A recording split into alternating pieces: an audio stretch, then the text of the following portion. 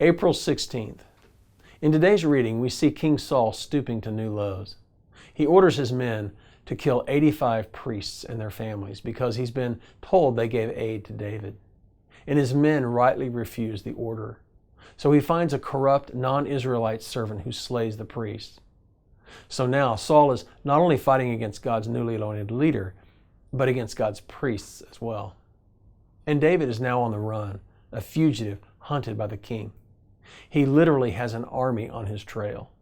And his notoriety and his new status as an outlaw draws an unexpected following. He finds himself in a strange, awkward place, surrounded and joined by an eclectic group of loyal followers, but as outlaws, malcontents, and enemies of the state. He never imagined himself in this position. You know, he had to be shaking his head and wondering if the plan of God for his life had gone sideways. Sometimes life throws us curveballs and we find ourselves in places we never imagined. We find ourselves asking, how did I get here? And more importantly, how do I get out of here? But sometimes these situations are of our own making, and sometimes they are result of things beyond our control. In David's case, these were circumstances well beyond his control. God was allowing the evil of King Saul to be displayed in full public view. And in the midst of David's uncertainty and desperation, his response was stellar. He displayed the great trust in God that was his hallmark. In Psalm 57:2, in the midst of this very situation, he said, I cry out to God Most High, to God who accomplishes my requests for me. He said in essence, I don't know why this is happening, but I know that I am in God's care.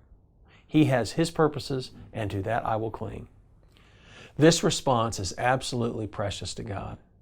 2 Chronicles 16:9 says that, for Yahweh's eyes run back and forth throughout the whole earth to show Himself strong in the behalf of them whose heart is perfect toward Him. David's response in the midst of fear and uncertainty is the kind of response that thrills God's heart, and it is the model for you and me today. Here's today's application. When you're afraid, confused, or find yourself in places or situations that just don't make sense, remember David's response. God knows where you are, how you got there, how to help you endure, and how to get you through it.